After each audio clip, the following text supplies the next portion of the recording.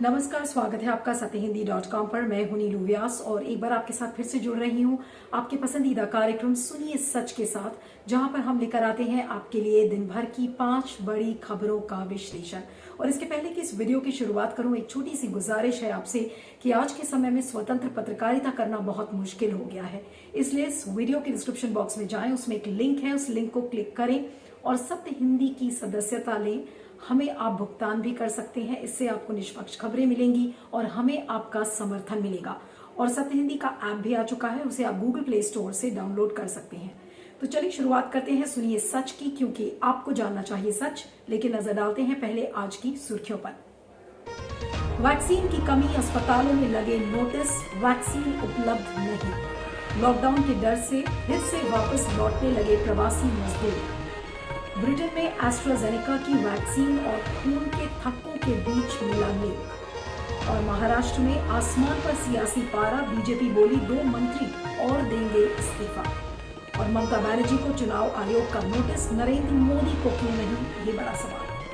अब बात करते हैं बढ़ते कोरोना के संक्रमण के बीच एक नई मुसीबत की, और वो है वैक्सीन उपलब्ध नहीं है। देश के कई कोनों में ऐसी खबरें आ रही हैं। तो आप सोच सकते हैं कि अगर कोरोना का संक्रमण बढ़ रहा है तो इस बढ़ते हुए इन्फेक्शन की जो उम्मीद की करण थी वो थी टीकाकरण अभियान। और इस टीकाकरण अभियान पर ऐसा लग रहा है कि कुछ दिनों में, अगले 2 या 3 दिनों में कई राज्यों में इस पर ब्रेक लग जाएगा। क्यों? क्योंकि वहां के अस्पतालों में वैक्सीन उपलब्ध नहीं है। जो सप्लाई चेन्स हैं वो डिसरप्ट हो गई हैं, क्योंकि जो वैक्सीन बनाने वाली जो कंपनीज हैं, चाहे वो भारत बायोटेक हो या सीरम इंस्टीट्यूट ऑफ इंडिया हो, उनका ये कहना है कि सरकार उन्हें पैसे दे और उसके बाद वो और जो एक्स्ट्रा वैक्सीन की डोजेज हैं वो बना पाएंगे। तो जाहिर सी बात है कि अलग अलग राज्यों से ये खबरें आ रही हैं कि वैक्सीन उपलब्ध नहीं है। अब आपको एक एक करके उसकी कुछ डिटेल्स बताती हूँ।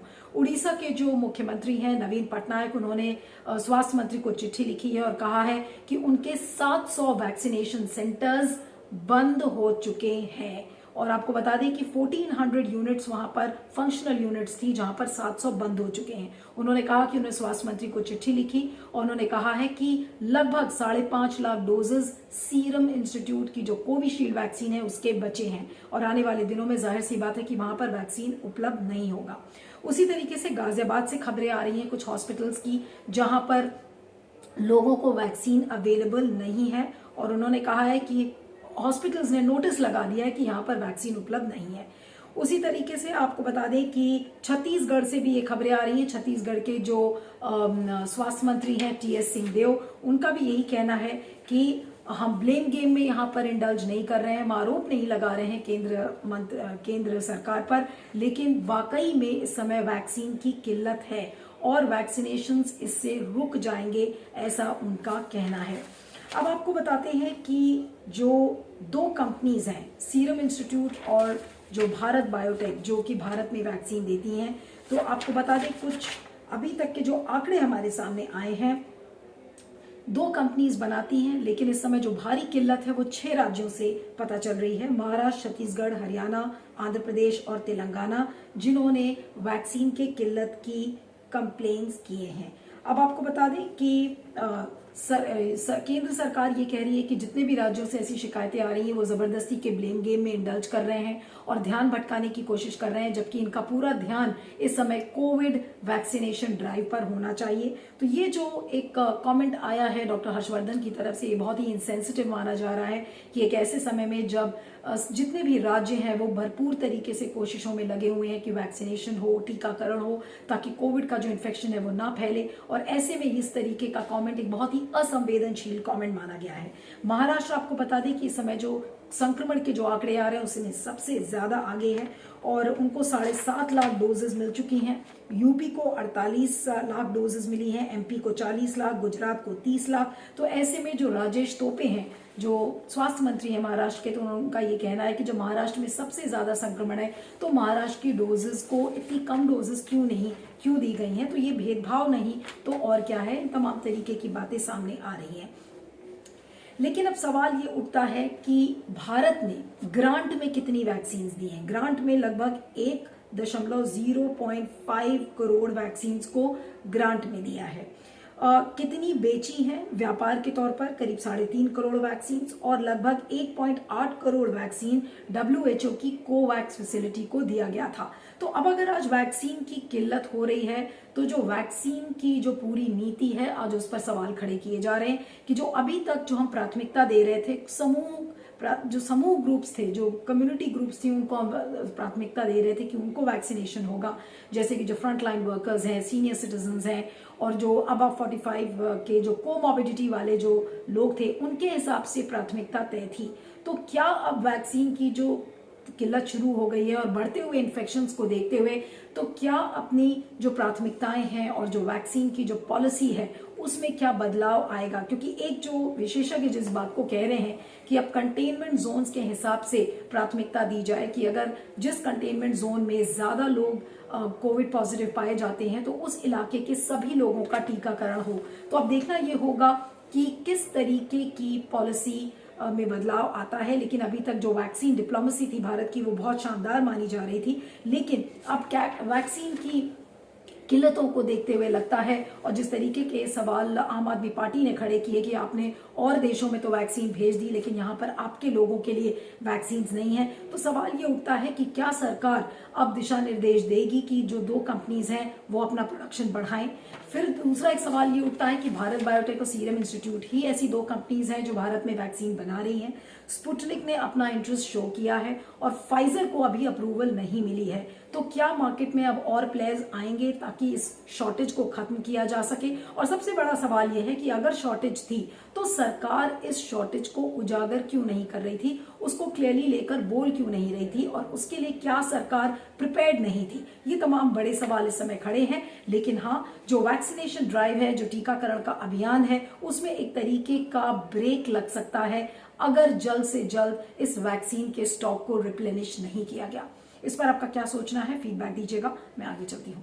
एक तरफ जिधर कोरोना का संक्रमण बढ़ता जा रहा है, आज भी लगभग 1,26,000 से ज्यादा मामले सामने आए हैं और 300 से ज्यादा मौतें पिछले 24 घंटों में दर्ज हुई हैं। लेकिन ऐसा लग रहा है कि कोरोना का डर लोगों के मन से चला गया है। लेकिन जो हालत व्यापारियों की है और जो प्रवासी मजदूरों की है, उनके मन में एंजाइटी बहुत ज्यादा बढ़ चुकी है, क्योंकि खबरें आ रही हैं कि जो प्रवासी मजदूर हैं वो अब लॉकडाउन से और उनकी रोजी रोटी छीनने से वो ज्यादा डर रहे हैं। खबरें आ रही हैं कि दिल्ली के आनंद विहार टर्मिनल पर प्रवासी मजदूरों की अब लाइनें लग चुकी हैं और वो धीरे धीरे करके प्लान कर रहे हैं कि वो अपने गांव को वापस लौटे, क्योंकि उनको डर है कि सरकार किसी भी समय लॉकडाउन लगा सकती है। उसी तरह से इंडियन एक्सप्रेस में एक खबर छपी थी कि किस तरह से मुंबई में जो काम करने वाले प्रवासी मजदूर हैं उन्होंने अपने टिकट्स को बुक करा लिया है, ट्रेन्स में टिकट्स बुकड हैं ताकि वो अपने गांव में वापस लौट सके। अब आपको बता दें कि पिछले साल जब अचानक लॉकडाउन अनाउंस हुआ था तो 12 करोड़ से ज्यादा लोग ऐसे थे जिनकी नौकरियां छिन गई थी, यानी कि भारी संख्या में लोगों की जॉब्स चली गई थी। तो इस बार प्रवासी मजदूरों को लग रहा है कि लॉकडाउन अनाउंस होने के पहले, हालांकि अभी सिर्फ लॉकडाउन की एक आहट है, ऐसा लोगों को मन में लग रहा है कि शायद सरकार लॉकडाउन अनाउंस कर देगी, क्योंकि जिस तेजी से संक्रमण बढ़ रहा है तो लॉकडाउन के चांसेस लग रहे हैं, क्योंकि जिस तरीके से नाइट कर्फ्यूज लगाए जा रहे हैं, रिस्ट्रिक्शंस को अलग अलग शहरों में अनाउंस किया जा रहा है, तो हो सकता है कि अगर संक्रमण इसी तेज रफ्तार से बढ़ेगा तो हो सकता है कि सरकार को कुछ कड़े कदम उठाने पड़े और उसमें लॉकडाउन का अनाउंसमेंट भी हो सकता है। तो लोग उस लॉकडाउन के घोषणा की इंतजार नहीं करना चाहते, क्योंकि प्रवासी मजदूरों को लग रहा है कि अगर अचानक से लॉकडाउन अनाउंस हो गया तो वो अपने शहर में फंस जाएंगे, उनके परिवार वाले फंस जाएंगे। तो इससे अच्छा है कि वो गांव की ओर को चल पड़े। तो एक तरीके से पिछले साल में जिस तरीके की अफरा तफरी मची थी, तो उस तरीके की अब खबरें आने लगी हैं कि प्रवासी मजदूर अपने गांव को लौट रहे हैं। लेकिन हो सकता है कि पिछले साल से सबक सीखते हुए उस तरीके की अफरा तफरी ना दिखे। लेकिन अगर सरकार ने इस बीच लॉकडाउन अनाउंस कर दिया तो ऐसे बहुत सारे लोग हो सकते हैं जो अपने अपने शहरों में या जहां वो रोजगार के लिए एंगेज्ड है वहां पर भी वो फंस सकते हैं। लेकिन जो लॉकडाउन की आहट है उससे एक बार फिर से लोगों के मन में बेचैनी शुरू हो गई है और ऐसा लग रहा है कि कोरोना से नहीं वो डर रहे हैं, बल्कि लॉकडाउन के अनाउंसमेंट से और उनकी रोजी रोटी छीनने की वजह से वो ज्यादा डरे हुए हैं। तो जाहिर सी बात है कि अगर गांव जाएंगे तो गांव में कम से कम उनकी जमीन है, वो खेती बाड़ी कर अपने अपनी रोजी रोटी कमा सकते हैं। तो इस चीज़ के लिए इस बार लोग पहले से प्रिपेयर्ड हैं और सरकार का इंतज़ार नहीं कर रहे हैं। लेकिन सवाल ये उठता है कि पिछले साल के जिस तरीके के विजुअल्स हमने देखे थे और सरकार ये कह रही थी कि देखिए हमने इतनी सारी अनाउंसमेंट्स किए हैं माइग्रेंट लेबरर्स के लिए, तो अगर वो अनाउंसमेंट्स आज कारगर साबित हो रहे थे तो आज मजदूरों को वापस जाने की क्या जरूरत पड़ गई। आज शायद मजदूर इसीलिए वापस जा रहे हैं क्योंकि सरकार के दिए हुए जितनी भी पॉलिसीज थी या जो वेलफेयर स्कीम्स थी शायद उनके लिए वो नाकाफी हैं। आपको ध्यान होगा कि कितने लाख करोड़ का पैकेज पिछले साल उन्होंने अनाउंस किया था। रेहड़ी पटरी पे काम करने वाले लोगों के लिए अनाउंस किया था, छोटे और मझोले जो मजदूर हैं उनके लिए अनाउंसमेंट्स किए थे और राशन पानी दिया था। लेकिन आज फिर से स्थिति वहीं की वहीं है क्योंकि आज उन मजदूरों के लिए जीवन यापन करने के लिए सिर्फ एक ही विकल्प है कि वो अपने गांव वापस लौटें। तो ये सरकार की विफलता नहीं तो और क्या है। इस पर आपका क्या फीडबैक है जरूर बताइएगा। मैं आगे चलती हूँ। बात करते हैं ऑक्सफोर्ड एस्ट्राजेनेका वैक्सीन की। इतने दिनों से खबरें आ रही थी कि जिन लोगों को ऑक्सफोर्ड एस्ट्राजेनेका की कोविड वैक्सीन लगाई गई है उसमें कई ऐसे मामले आए हैं जहां पर लोगों के खून की क्लॉटिंग हुई है और कुछ ब्रेन हैमरेज की भी खबरें आई हैं। तो इन खबरों के बीच अभी तक जो हेल्थ रेगुलेटरी अथॉरिटीज थी वो इसको लिंक नहीं कर पा रही थी, लेकिन अब जो खबरें आई हैं उसके मुताबिक जो यूरोपियन मेडिकल एजेंसी है यानी कि EMA, तो उसने साफ तौर पर कहा है कि उनको कहीं ना कहीं कोई लिंक एस्ट्राजेनेका कोविड वैक्सीन और ये जो ब्लड क्लॉटिंग हो रही है उसके बीच में नजर आ रहा है। उन्होंने कहा है कि 22 मार्च के बाद उन्होंने 86 केसेस की पड़ताल की है जिसमें कि 18 ऐसे केसेस मिले हैं कि लोगों की जहां पर मौतें भी हो गई हैं। तो उसकी वजह से अब आपको बता दें कि जो एक इटालियन न्यूज़पेपर को जो एक इंटरव्यू दिया है मार्को कैवेलरी ने, उन्होंने कहा है कि yes there is an association with the vaccine and we do not know what causes this reaction. उन्होंने कहा है कि कारण नहीं पता है कि किस वजह से ये ब्लड क्लॉटिंग हो रही है, लेकिन हाँ कोई ना कोई लिंक जरूर है जिसकी वजह से लोगों की मौतें हो रही हैं। और अप्रैल के महीने में जो ब्रिटेन और यूरोप है वहां पर 222 केसेस इस तरीके के खून के थक्के जमने के मिले हैं और इसकी वजह से अब जो नवयुवक हैं, जो 30 साल के नीचे के जो लोग हैं, उनको ये वैक्सीन नहीं दी जाएगी। और आपको बता दें कि जितने भी EU के जो यानी कि यूरोपियन यूनियन के जो हेल्थ मिनिस्टर्स हैं उनको भी यूरोपियन मेडिकल एजेंसी ने बोला है कि इसका कुछ न कुछ इम्प्लीकेशन वैक्सीनेशन ड्राइव पर हो सकता है, क्योंकि जाहिर सी बात है कि यूरोप में और ब्रिटेन में भारी संख्या में एस्ट्राजेनेका की वैक्सीन लोगों को लगाई गई थी। लेकिन अभी भी जो यूरोपियन मेडिकल एजेंसी के जो साइंटिस्ट हैं उनका ये कहना है कि नहीं, वैक्सीनेशन ड्राइव तो चलाना ही चाहिए, लेकिन कुछ पर्टिकुलर एज ग्रुप्स में इसका रिस्क दिख सकता है। तो उन्होंने कहा है, जो यूरोपियन मेडिकल एजेंसी है उन्होंने कहा है कि पीपल शुड वॉच आउट, यानी कि कुछ सिम्टम्स हैं जिसको लेकर लोगों को सतर्क रहना चाहिए, जैसे कि शॉर्टनेस ऑफ ब्रेथ है, अगर सांस लेने में प्रॉब्लम हो रही है, चेस्ट में पेन है, अगर पैरों में स्वेलिंग है या अगर लगातार कमर में पेन है, तो इस तरीके के अगर सिम्टम्स हैं तो लोगों को सतर्क रहने को कहा है। और इन सारी खबरों के बीच अब ये जो यूरोपियन कंट्रीज हैं और जो ब्रिटेन है उन्होंने कहा है कि अब वो एस्ट्राजेनेका की वैक्सीन है उसका सेवन नहीं करेंगे। और इधर बीच आपको बता दें कि जो यूके के जो डेप्यूटी चीफ मेडिकल ऑफिसर हैं तो उनका भी ये कहना है कि इस तरीके का जो स्टेप उठाया है यूरोपियन मेडिकल एजेंसी ने वो एक तरीके का कोर्स करेक्शन है यूनाइटेड किंगडम के लिए। तो कहीं ना कहीं अब जो इंटरनेशनली जो ऑक्सफोर्ड और एस्ट्राजेनेका की वैक्सीन को लेकर अभी तक जो क्लोज लिंक की बात नहीं की जा रही थी और अभी तक लोग चुप रहे थे, पिछले 1 महीने तक अगर आप इंटरव्यूज उठाकर देखें तो खुद एस्ट्राजेनेका की जो कंपनी थी उसके लोग ये कह रहे थे कि नहीं, इस तरीके के ट्रायल रन्स में उनको कुछ ऐसा नहीं मिला है। लेकिन अब यूरोपियन मेडिकल एजेंसी का इस बात को मानना अपने आप में एक बड़ी खबर है और जो वैक्सीनेशन ड्राइव है उस पर भी ब्रेक लग सकते हैं। लेकिन लोगों को यहाँ पर सतर्क रहने की जरूरत है। और आज सवाल ये उठता है कि जो बढ़ता कोरोना का संक्रमण था और पिछले 1 साल से हम देख रहे थे कि जिस तेजी से पूरे विश्व में कोरोना का संक्रमण फैल रहा था, तो लोगों को लग रहा था कि इस समय सेफ्टी पर कॉम्प्रोमाइज ना हो, लेकिन जल्द से जल्द वैक्सीन लाया जाए। लेकिन देखिए किसी देश में वैक्सीन की शॉर्टेज हो रही है, जैसे कि भारत एक जीता जागता एग्जाम्पल है, और दूसरी तरफ सेफ्टी प्रोटोकॉल्स पर सवाल खड़े हो रहे हैं, जैसे एस्ट्राजेनेका की वैक्सीन को लेकर। भले ये छोटा सैंपल हो, जैसे 222 मामले सामने आए हैं, कुछ मौतें भी सामने आई हैं, और लेकिन इस तरीके के सेफ्टी प्रोटोकॉल्स पर क्या कॉम्प्रोमाइज हुआ है उस पर अब जांच पड़ताल करने की जरूरत है। और कहा जाता है जैसे कि किसी भी वैक्सीन यात्रा को अगर आप देख लें तो पहले की जो वैक्सीन प्रिपेयर्डनेस थी तो उसको लेकर 10 से 12 या 15 साल लग जाते थे, लेकिन इस महामारी को देखते हुए जिस तेजी से ये बढ़ रही थी तो बहुत जल्दबाजी में कंपनीज ये वैक्सीन को इन्होंने लॉन्च किया, लेकिन इसको लेकर या तो शॉर्टेज हो रही है और या तो सेफ्टी कॉम्प्रोमाइज, जैसा कि एस्ट्राजेनेका के केस में देखा गया है, वो देखा गया है। तो आज सबक क्या है कि वैक्सीन की एक यात्रा होती है, पर्टिकुलर नंबर ऑफ इयर्स जिस पर की रिसर्च होती है, ट्रायल्स होते हैं, शायद उस यात्रा को पूरा करना जरूरी है। शायद आज यही सबक हमें इस कोरोना महामारी से मिलता है। इस पर आपका क्या फीडबैक है जरूर बताइएगा, मैं आगे चलती हूँ।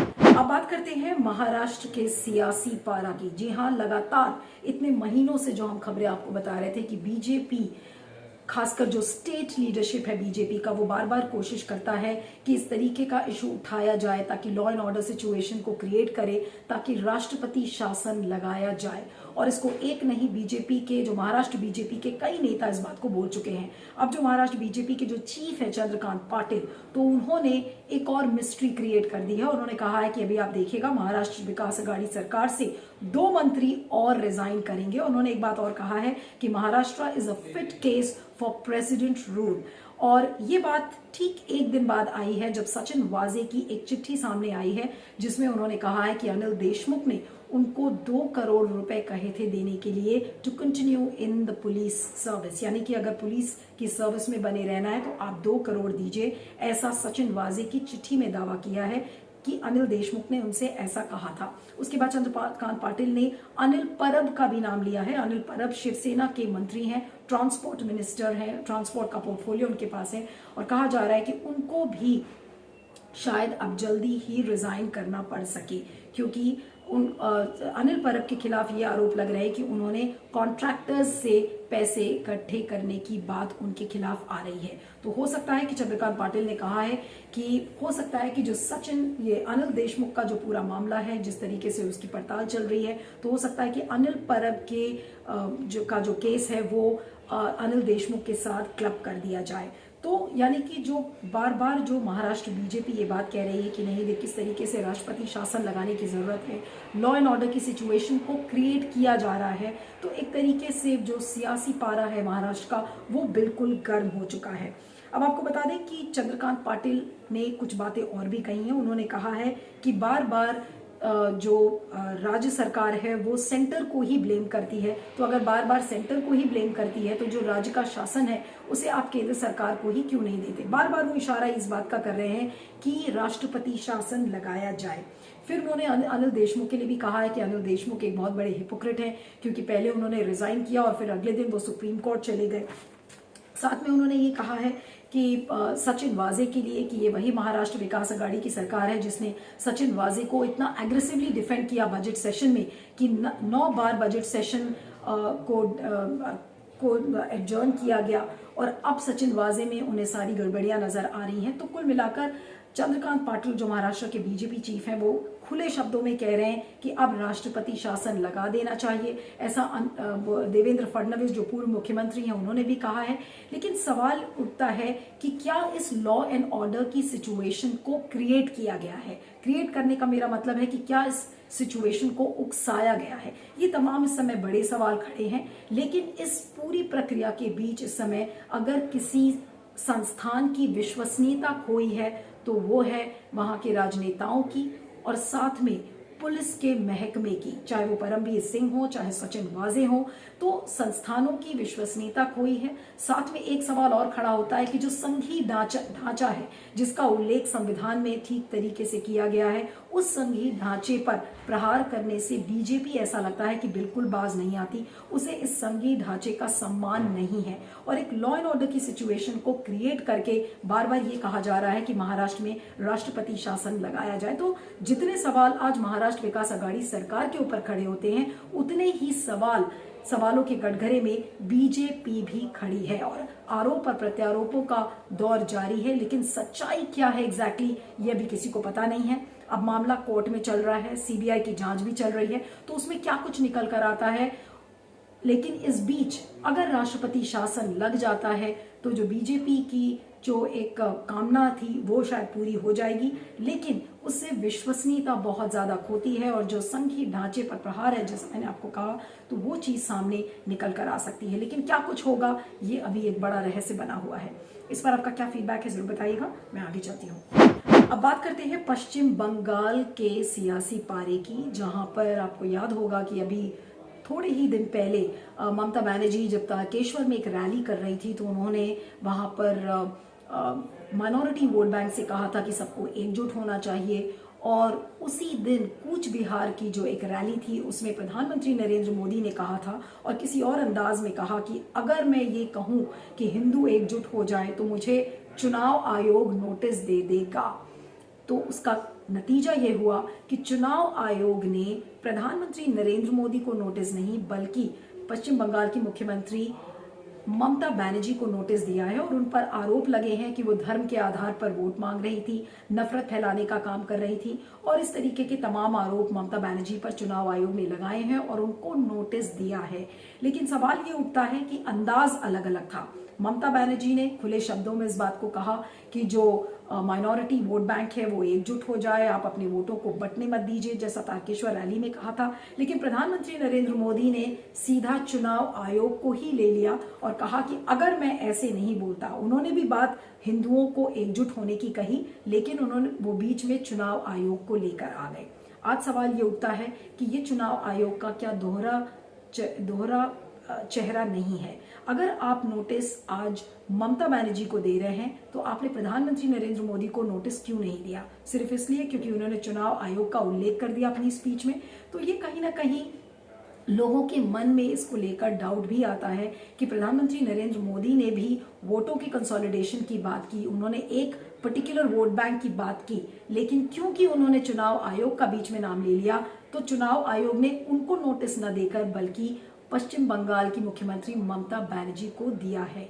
इसे आप क्या कहेंगे? जो बार बार आरोप ममता बनर्जी लगा रही हैं कि जो चुनाव आयोग है ऐसा लग रहा है कि वो निष्पक्ष नहीं है, तो आज सवाल ये उठता है कि क्या चुनाव आयोग को ये बातें नहीं पता कि उन्हें प्रधानमंत्री नरेंद्र मोदी को भी इस बात को लेकर नोटिस देना चाहिए था? अब सवाल ये उठता है कि क्या चुनाव आयोग के पास इतनी हिम्मत है कि वो प्रधानमंत्री नरेंद्र मोदी को नोटिस दे? आपने देखा था कि इसके पहले जब आचार संहिता के उल्लंघन का जब मामला आया था 2019 के चुनाव में, तो अशोक लवासा के खिलाफ जिन्होंने डिसेंट नोट दी थी तो उनके साथ किस तरीके की प्रताड़ना की खबरें आई थी।